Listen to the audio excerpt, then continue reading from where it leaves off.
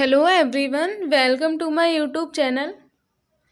हम लोग गुप्त काल के बारे में पढ़ रहे थे। इसके पहले वाले वीडियो में मैंने आप लोगों को गुप्त काल की प्रशासनिक और आर्थिक व्यवस्था के बारे में बताया था और आज की वीडियो में हम लोग गुप्त काल की सामाजिक और धार्मिक व्यवस्था के बारे में बात करने वाले हैं। लेकिन इससे पहले अगर आप लोग मेरे वीडियो पे नए हैं तो प्लीज़ मेरे वीडियो को लाइक कीजिएगा और मेरे चैनल को सब्सक्राइब कीजिएगा, जिससे कि एंशिएंट हिस्ट्री से जुड़े और भी इम्पोर्टेंट टॉपिक आप लोगों को मिलते रहें। तो चलिए हम लोग आज के वीडियो को शुरू कर लेते हैं। सबसे पहले हम लोग गुप्त काल की सामाजिक व्यवस्था के बारे में बात कर लेते हैं। इसमें सबसे पहले हम लोग वर्ण व्यवस्था और जाति प्रथा के बारे में बात करते हैं। अगर हम वर्ण व्यवस्था की बात करें तो वो हमें इसके पहले जैसी चली आ रही थी वैसी ही देखने को मिलती है, उसमें कुछ ज़्यादा चेंजेस नहीं आते हैं। यानी कि अभी भी जो समाज था वो 4 वर्णों में विभाजित था। ब्राह्मण, क्षत्रिय, वैश्य और शूद्र, ये 4 वर्ण अभी भी हमें देखने को मिलते थे। लेकिन इस काल में जो जातियां थीं उनकी संख्या में बहुत ज़्यादा वृद्धि होती जा रही थी। इसके कुछ कारण हैं, जैसे कि हम बात करें, बहुत से ऐसे विदेशी जो थे वो भारत में ही आकर रहने लगे थे और यहीं आकर वो बस गए थे, तो इनसे भी उनकी एक अलग जाति बनी थी। इसके अलावा बहुत सारे, जैसा कि मैंने इसके पहले वाले वीडियो में बताया था अर्थव्यवस्था में, कि बहुत सारे भूमि दान दिए जाने लगे थे। यानी कि जो ब्राह्मण या फिर व्यापारी होते थे उनको बहुत सारे भूमि दान दिए जाते थे, इसीलिए वो खुद को एक अलग जाति के रूप में मानने लगे थे। तो इससे भी हम देखते हैं कि बहुत सारे जो अन्य जातियां भी थीं वो भी अब ब्राह्मणवादी जो संस्कृति है उसको अपनाने लगी थीं। तो इस कारण भी हमें देखने को मिलता है कि बहुत सारी नई नई जातियां उभर कर आ रही थीं। इसके अलावा अगर हम लोग छुआछूत या फिर भेदभाव के बारे में बात करें तो उसका प्रचलन भी हमें इस काल में भी देखने को मिलता है। फाहियान जो विदेशी यात्री था, जो एक चीनी यात्री था, जो मैंने बताया था कि इसी काल में भारत में आया था, उसने भी भारत में छुआछूत या फिर भेदभाव का उल्लेख अपनी जो पुस्तकें हैं उनमें किया है। इसके अलावा अगर हम इस काल में शूद्रों के बारे में बात करें तो उनकी स्थिति में थोड़ा सा सुधार हुआ था।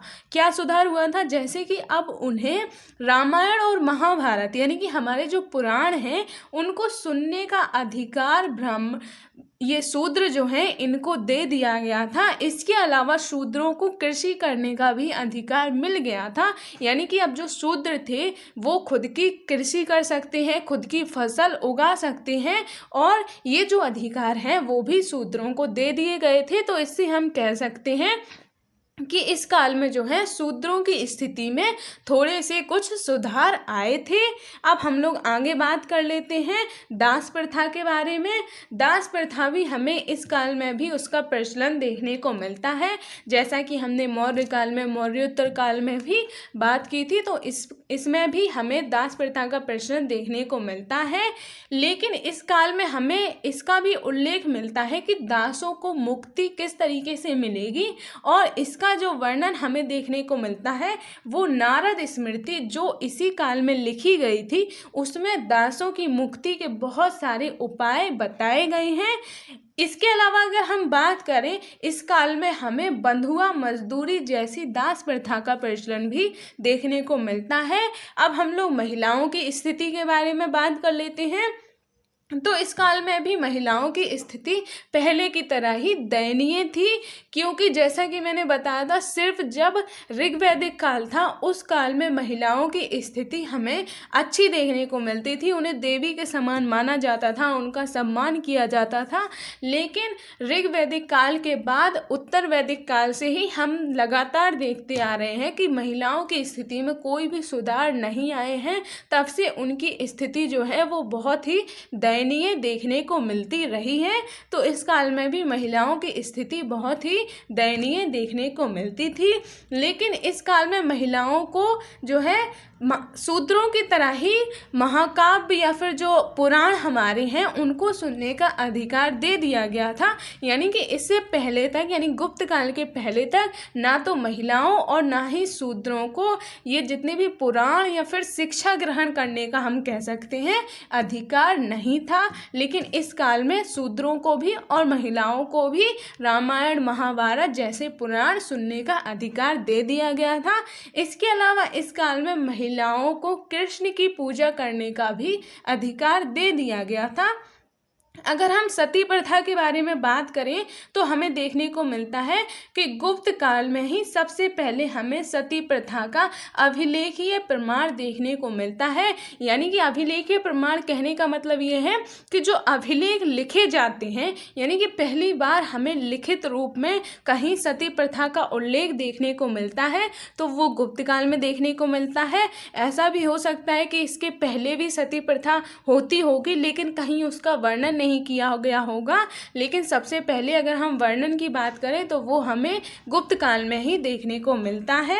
अब हम लोग आगे बात कर लेते हैं उच्च वर्ग की जो महिलाएं थीं, अगर हम उनकी तुलना में बात करें तो निम्न वर्ग की जो महिलाएं हैं उनको ज़्यादा स्वतंत्रता प्राप्त थी, क्योंकि जो उच्च वर्ग की महिलाएं होती थीं वो राजमहल में रहती थीं और अपने मतलब उनको राजमहल के बाहर कहीं जाने का अधिकार नहीं होता था, वो बस वहीं पर रहती थी। जबकि जो निम्न वर्ग की महिलाएं थीं वो अपने जो उनके पति होते थे उनके साथ कृषि का भी कार्यों में उनका सहयोग करती थीं। इसके अलावा जो निम्न वर्ग की महिलाएं होती हैं वो कहीं दासी के रूप में भी कार्य करती हैं, यानी कि उनके घर के बाहर भी बहुत सारे काम होते थे।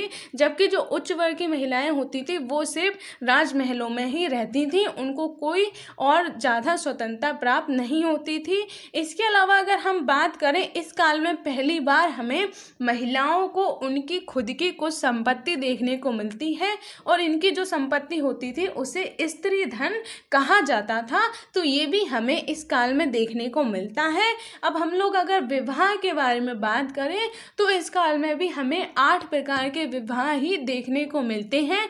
जैसे कि ये 8 विवाह कौन कौन से थे इसके बारे में मैंने सबसे पहले उत्तर वैदिक काल में पढ़ाया था, क्योंकि सबसे पहले उत्तर वैदिक काल में ही हमें 8 प्रकार के विवाह की शुरुआत देखने को मिली थी। तो वहीं से ये जो 8 प्रकार के विवाह हैं वो चले आ रहे थे और ये जो 8 प्रकार के विवाह हैं वो हमें गुप्त काल में भी देखने को मिलते हैं। तो कौन कौन से थे, जैसा कि मैंने बताया था, देव, आर्ष, प्रजापति, इसके अलावा गंधर्व, असुर, राक्षस, पैशाच और ब्रह्म, ये जो 8 प्रकार के विवाह हैं ये हमें देखने को मिलते थे। इनमें सबसे अच्छा जो विवाह होता था वो ब्रह्म विवाह को माना जाता था और सबसे बुरा विवाह अगर हम बात करें तो वो पैशाच विवाह होता था।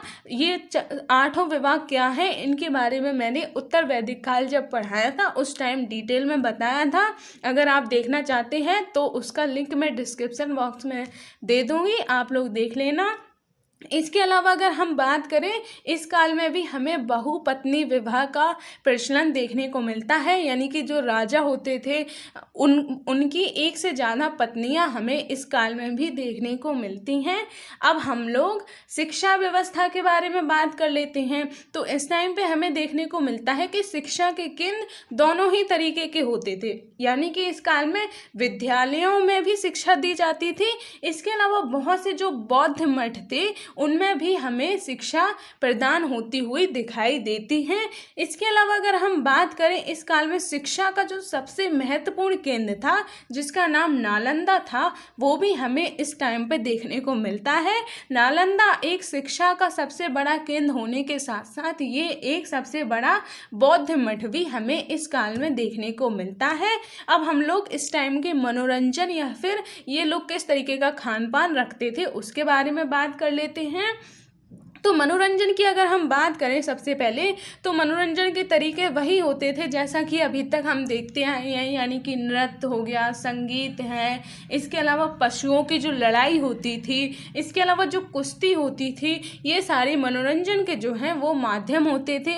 इसके अलावा इस काल में हमें देखने को मिलता है कि वसंत उत्सव मनाया जाता था जो बहुत ही धूमधाम से मनाया जाता था, तो वो भी हमें इस काल में देखने को मिलता है। अब अगर हम लोग खान पान खान की बात करें तो इस टाइम के जो ज़्यादातर लोग होते थे वो शाकाहारी होते थे। लेकिन अगर हम बात करें मांस खाना भी बहुत आम बात हो गई थी, यानी कि बहुत से लोग मांसाहारी भी हमें इस काल में देखने को मिलते हैं। इसके अलावा इस काल के जो लोग होते थे वो मसालों से युक्त खान पान ज़्यादा पसंद करते थे, तो उसकी प्रथा भी हमें इस काल में देखने को मिलती है। इसके अलावा इस काल के जो लोग थे वो दोनों तरीकों की मदिरा यानी कि जो शराब होती है उसका सेवन करते थे, यानी कि जो खुद अपने देश में बनाई जाती थी उसका तो सेवन करते ही थे, साथ ही ये लोग पश्चिमी देश जो हैं उनसे आयात करते थे, यानी कि पश्चिमी देशों से जो शराब या जो मदिरा मंगाई जाती थी उसका भी ये लोग सेवन करते थे। अब हम लोग आगे बढ़ते हैं, अब हम लोग धार्मिक व्यवस्था के बारे में बात कर लेते हैं। तो इस काल में हमें देखने को मिलता है कि इसके पहले हमने बात की थी मौर्योत्तर काल में कि वहाँ पे जो बौद्ध और जैन धर्म थे वो ज़्यादा लोकप्रिय थे, और उसके पहले भी यानी कि महाजनपद काल से ही बौद्ध धर्म, हमने मौर्य काल में भी बात की थी, वहाँ भी अशोक ने भी बौद्ध धर्म का बहुत प्रचार प्रसार किया था। लेकिन जब गुप्त काल आता है यानी कि मौर्योत्तर काल तक हमें जो बौद्ध धर्म और जैन धर्म है वो बहुत प्रचलित देखने को मिलते हैं। लेकिन जब गुप्त काल आता है तो इस टाइम पे हमें ब्राह्मण जो संप्रदाय है उसकी लोकप्रियता की जानकारी मिलती है। इसके अलावा इस टाइम के जो गुप्त शासक थे वो वैष्णव और शैव संप्रदाय जो होते हैं यानी कि विष्णु और शिव से संबंधित जो धर्म होते थे उनको संरक्षण प्रदान करते थे। इसके अलावा अगर हम बात करें इसी काल में हमें देखने को मिलता है कि दक्षिण पूर्व एशिया यानी कि दक्षिण पूर्व एशिया, इस टाइम की हम बात कर सकते हैं इंडोनेशिया और जो जावा वाला जो एरिया है उसको दक्षिण पूर्व एशिया बोलते हैं, तो उसमें भी हिंदू धर्म का प्रचार हमें इसी काल में होता हुआ दिखाई देता है। इसके अलावा अगर हम बात करें इस काल में भागवत और वैष्णव संप्रदाय जो हैं वो विशेष तौर पर लोकप्रिय हुए थे, यानी कि ये जो भागवत और वैष्णव संप्रदाय हैं ये भी ब्राह्मण संप्रदाय का ही एक भाग हमें देखने को मिलते हैं। इसके अलावा अगर हम बात करें इस काल में जो विष्णु, नारायण और कृष्ण हैं उनके एकीकरण का उल्लेख भी देखने को मिलता है, यानी कि इससे पहले विष्णु, नारायण और कृष्ण को अलग अलग माना जाता था। लेकिन जैसा कि हम अभी भी वर्तमान में भी हम ऐसी ही बात करते हैं कि जो विष्णु, नारायण और कृष्ण हैं वो तीनों एक ही इंसान थे और उन्होंने ही बार बार जो है वो जन्म लिया था। तो इसकी जो अवधारणा थी वो भी हमें गुप्त काल में ही विकसित होती हुई दिखाई देती है, और तभी से ये जो मान्यता है वो चली आ रही है, और अभी भी हम यही मानते हैं कि विष्णु, नारायण और कृष्ण तीनों एक ही थे। इसके अलावा अगर हम बात करें वैष्णव संप्रदाय की, तो वैष्णव संप्रदाय से ही हमें इस काल में देखने को मिलता है कि जो भक्ति की धारणा है वो प्रचलित हुई थी। इसके अलावा वैष्णव संप्रदाय जो है वो भक्ति और अहिंसा पर विशेष बल देता था, यानी कि अगर हम इसके पहले बात करें यानी कि बौद्ध और जब जो जैन धर्म थे वो लोग भक्ति को इतना ज़्यादा महत्व नहीं देते थे, वो अनुयायी बनाते थे, यानी कि जो उनको फॉलो करने वाले हैं, जो फॉलोअर्स हैं वो लोग उनको मानते थे। लेकिन इस काल में यानी कि जो वैष्णव संप्रदाय है उसमें हमें भक्ति की धारणा विकसित होती हुई दिखाई देती है।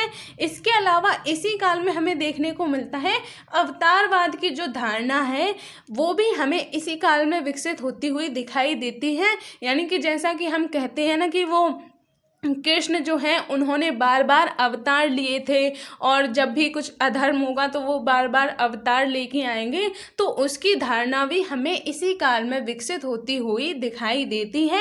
इसके अलावा इस काल में त्रिमूर्ति की धारणा भी विकसित होती हुई दिखाई देती है, यानी कि जो ब्रह्मा, विष्णु, महेश तीनों जो देवता हैं यानी कि जो त्रिमूर्ति या फिर हम उन्हें त्रिदेव कह सकते हैं, उनकी धारणा भी हमें इसी काल में विकसित होती हुई हुई दिखाई देती हैं। अब हम लोग आगे बात कर लेते हैं कि हिंदू धर्म से संबंधित जितने भी बड़े बड़े धर्म ग्रंथ हैं उनका संकलन भी इसी काल में किया गया था। जैसे कि रामायण, महाभारत और पुराण, जितने भी ये हिंदू धर्म से संबंधित धर्म ग्रंथ हैं वो इसी काल में लिखे गए थे। और इन सबको आधार बनाकर ही बहुत से जो लोग हैं वो गुप्त काल को स्वर्ण काल भी कहते हैं, क्योंकि इस काल में अभी हमने धार्मिक जितने भी परिवर्तन देख रहे हैं तो इनमें कितने सारे परिवर्तन हुए थे इस काल में। तो इसीलिए इसको बहुत सारे जो विद्वान हैं वो स्वर्ण काल भी कहते हैं। अभी हम आगे जब कला के बारे में बात करेंगे तब हम बात करेंगे कि इस काल में कलाओं का कितना ज़्यादा विकास हुआ था, तो उसके बारे में मैं नेक्स्ट वीडियो में बताऊंगी। अभी हम धर्म से संबंधित और बातें कर लेते हैं। जैसे कि अगर हम बात करें ब्राह्मण धर्म की, तो ब्राह्मण धर्म से संबंधित जितने भी देवी और देवता थे उनकी बड़ी संख्या में मूर्तियों का निर्माण भी हमें इस काल में होता हुआ दिखाई देता है। और इसके अलावा इस काल में हमें पहली बार मंदिरों में पूजा के साक्ष्य भी मिलते हैं। यानी कि इससे पहले जो लोग होते थे वो पूजा करते थे देवी देवताओं की, लेकिन कोई भी सार्वजनिक रूप से मंदिर हमें देखने को नहीं मिलता था। यानी कि सब लोग अलग अलग अकेले अकेले पूजा करते रहते थे, लेकिन पहली बार जो मंदिर हैं उनमें पूजा होती हुई हमें गुप्त काल में ही दिखाई देती हैं। इसके अलावा अगर हम वैष्णव संप्रदाय की बात करें तो इस काल में हमें देखने को मिलता है कि वैष्णव संप्रदाय के साथ साथ शैव संप्रदाय भी बहुत लोकप्रिय हुआ था।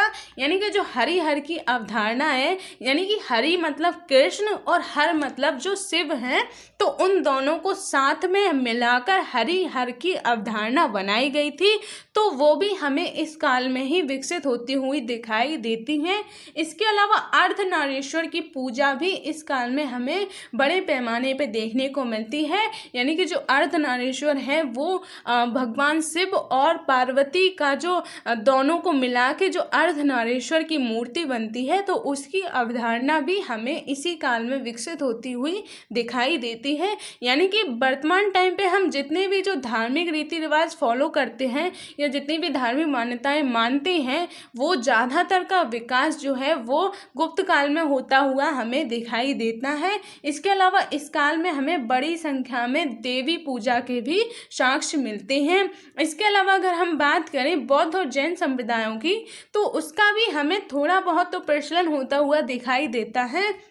लेकिन अगर हम राजकीय संकेत के रूप में बात करें तो उसमें हमें इनमें जो है वो गिरावट होती हुई ही दिखाई देती है। यानी कि कुछ एकाध लोग थे जो अभी भी बौद्ध और जैन धर्म को फॉलो करते आ रहे थे, लेकिन अब जितने भी बड़े बड़े जो राजा होते थे उनमें से कोई भी अब बौद्ध या जैन धर्म को संरक्षण नहीं प्रदान करता था। जैसा कि हमने अशोक के टाइम पर बात की थी, जैसा हमने कनिष्क के टाइम पर बात की थी, वैसा अब कोई भी राजा जो है वो किसी भी ऐसे बौद्ध या जैन धर्म को संरक्षण प्रदान नहीं करता था।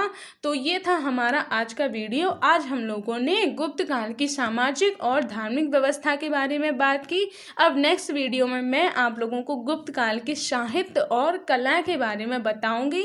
तो मिलते हैं हम नेक्स्ट वीडियो में। अगर आपको मेरा वीडियो अच्छा लगा हो तो प्लीज़ मेरे वीडियो को लाइक कीजिएगा और सब्सक्राइब कीजिएगा हमारे चैनल को, जिससे कि एंशिएंट हिस्ट्री से जुड़े और भी इम्पोर्टेंट टॉपिक आप लोगों को मिलते रहें। तो मिलते हैं हम नेक्स्ट वीडियो में, तब तक के लिए जय हिंद।